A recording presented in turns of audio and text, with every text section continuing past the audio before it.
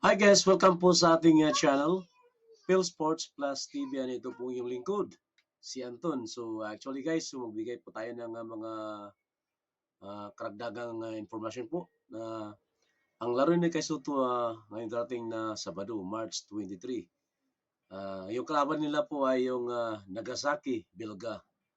But as per sa ano nila, nung nakaraang laban is lamang na lamang talaga yung koponan ni Kay Soto.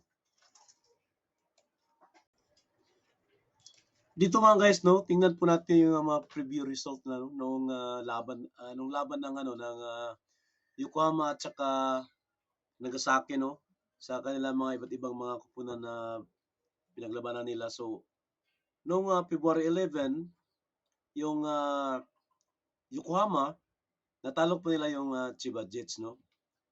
And then dito naman tayo sa Nagasaki, Belga. Yung kalaban nila po ay Utsunomiya 'no. Bale talo po sila diyan 'no. And then dito naman tayo sa March 2, no? Muli naglaban yung Kawasaki Brave Thunders laban sa Yokohama Subali. Natalo po sila kay Soto doon. And then dito naman sa sa Nagasaki, Bilga, yung kalaban nila ay Ganma Crane. So talo pa rin yung Nagasaki. So ngayon, sa March 3, ang kalaban ng Yokohama, muli naglaban sila ng Kawasaki Brave Thunders, no? So doon naman nanalo naman yung nung koponan ni Kay Soto, bali bumawi sila. Samantalang dito po sa Nagasaki, Belga, sa March 3, yung kalaban nila ay Ganma Crane, so talo pa rin sila, no? And then, patuloy po tayo sa March 6, yung kalaban ng Yokohama is Phoenix, no? So nanalo pa rin yung nito kuponan ni Kay Soto. So samantalang dito din sa sa Nagasaki, so tinalo nila yung Nagoya Diamond. And then nung kahapon nga naglaro yung Yokohama at saka Toyama, so natalo po yung Toyama no sa score na 84-69.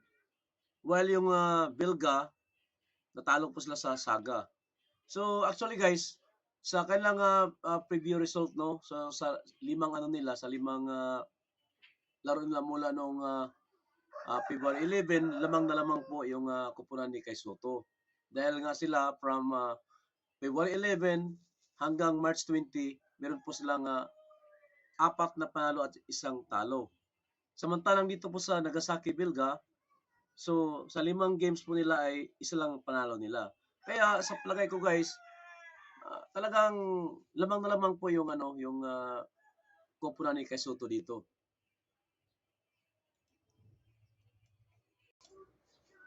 Hello guys, ipagpatuloy po natin guys yung mga tinatawag natin na mga nila, team comparison. So ito po ay ginawa ng mga sport analyst no ng Japan B-League. So dito po tayo sa kanilang team comparison. Umpisa po tayo sa offensive rating. Sa kanilang offensive rating guys, so talagang dikitan sa dito dahil ang kay sa kupunan ni Kay Soto is 106.0. Samantalang dito sa Nagasaki is 105.6. So talagang dikitan po ang dito kanilang opensiba. Samantalang dito naman sa defensive rating nila, sa team ni Kay Soto is 112.2. And then sa Nagasaki is 110.6. And then sa points naman, meron po silang 3,317 sa kapunan ni Kay Soto. Samantalang sa Nagasaki is 3,492. At dito naman tayo sa points against, no? So kinakupunan ni Kay Soto meron lang 3,508. Samantalang dito sa Nagasaki is meron siyang 3,657. So lamang po dito yung Nagasaki. And then dito naman po sa field goal percentage. So sa team ni Kay Soto is 42.7. Samantalang dito sa Nagasaki is 44.6. So medyo lamang talaga yung yung kalaban dito no.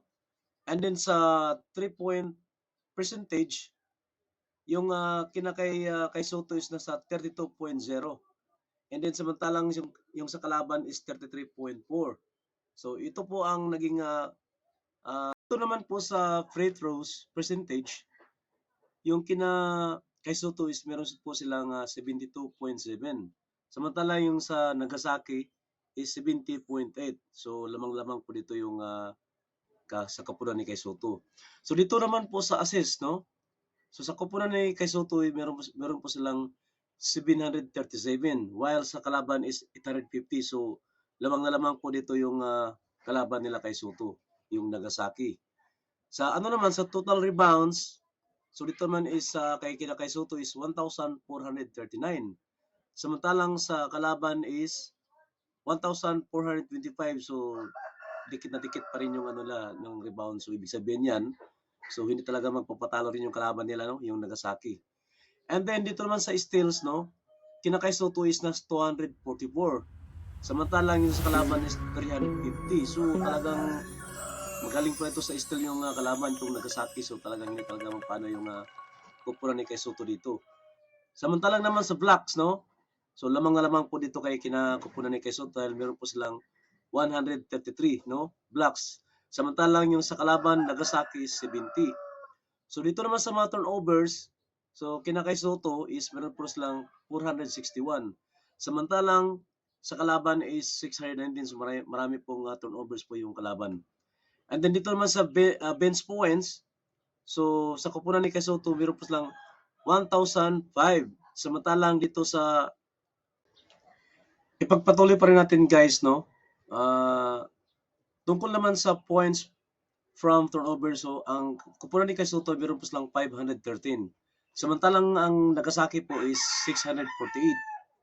So dito naman sa points in the paint, no? Sa kupunan ni kay Soto meron po siyang 1,380. Samantalang sa kalaban is 1,578. So dito naman tayo sa tinatawag na second chance points, no? Sa kupunan ni kay Soto meron po siyang 424. Samantalang sa kalaban is 431. And then sa pass break points, so lamang na lamang po dito yung kalaban, no? Dahil ang kalaban po meron po siyang 689. Samantalang sa kupunan ni kay Soto meron po siyang 397. So actually, guys, ito po yung naging team comparison sa maging kalaban po ni kay Soto.